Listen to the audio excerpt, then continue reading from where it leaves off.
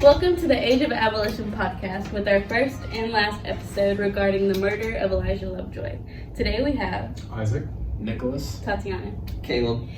And for some of you who do not know who Elijah Lovejoy is, he was an abolitionist editor for the Alton Observer whose press was destroyed 3 previous times by pro-slavery mobs, and by his 4th and final attack, he was shot and killed by the mob in 1837. Elijah became recognized as a martyr for the abolitionist movement, and several presses carried on his work. Elijah Lovejoy served to end slavery by becoming a martyr and a starting incident for the American Civil War. The question that is yet unsolved is, who was a part of the pro-slavery mob?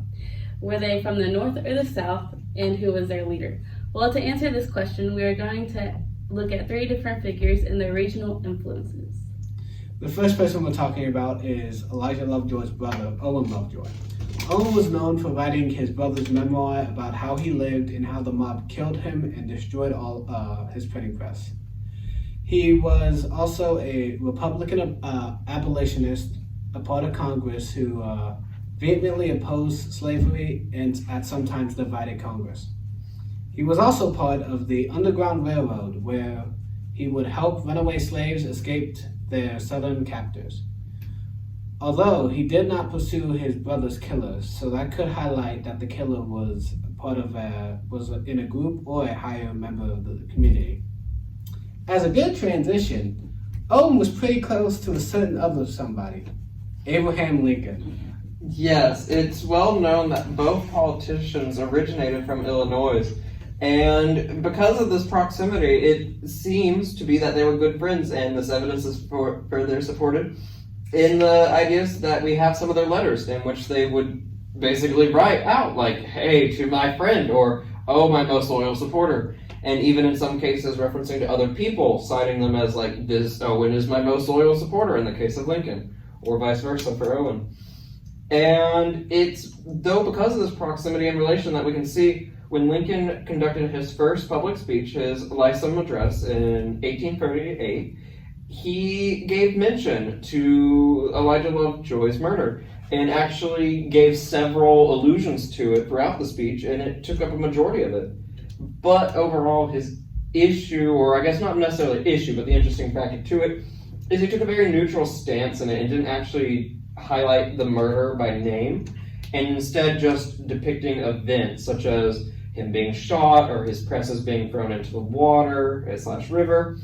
And these would probably have been given to him by Owen, who we know would later write a bibliography detailing said events.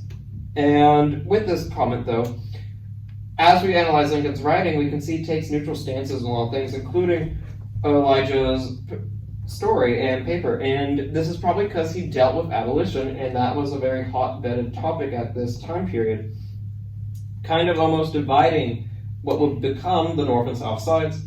And this separation is what led Lincoln to take a neutral stance, so this way it wouldn't affect his politics, as he had goals to get into main office under presidency, and upsetting or dividing some of the citizens could cause issues. Though overall this highlights an idea that these killers are more than likely probably what would be considered Southern-based, as Illinois sits in a little bit of a middle ground at this time and would have had both ideologies mixed into it. And it's kind of this event that actually separated that a little bit.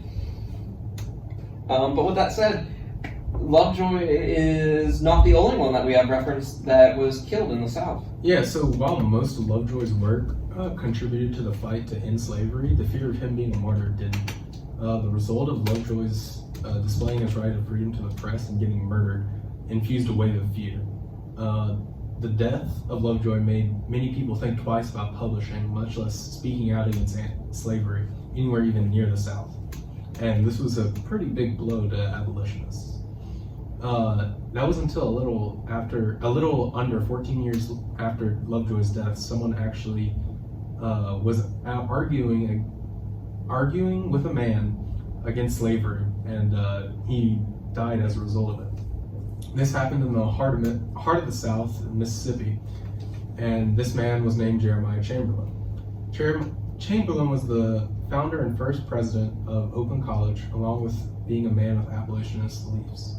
On September 5th, 1851, Chamberlain came out of his home to meet a man who had been stopped at his gate. They exchanged some heated words, and Chamberlain was eventually stabbed. You know who stabbed him? So the man who stabbed him was actually named George Rousseau. He was a local homeowner, and it was found that for a few days after his murder, he had hidden out in his plantation, and he had eventually poisoned himself about a week after the death out of Fear? Guilt. Guilt? out of guilt.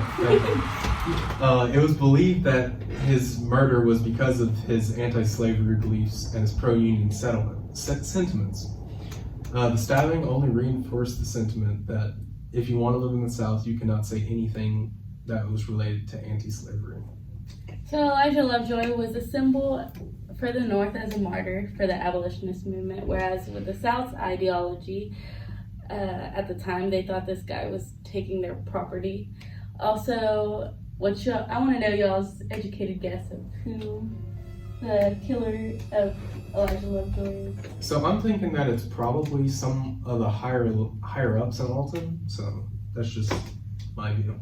I think it was a group from the South because they could get to Alton pretty easily. It wasn't far from the border. And then they could easily scatter to the South and no one will catch them.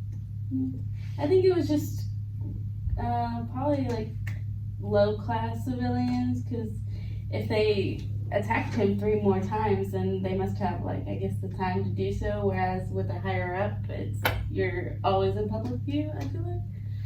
Yeah, and I'll just take the devil's advocate route and say that there were 1 or 2 upper class people that kind of stirred the pot with some of the lower class of Southern ideology, and they formed a mob together and went out and got them.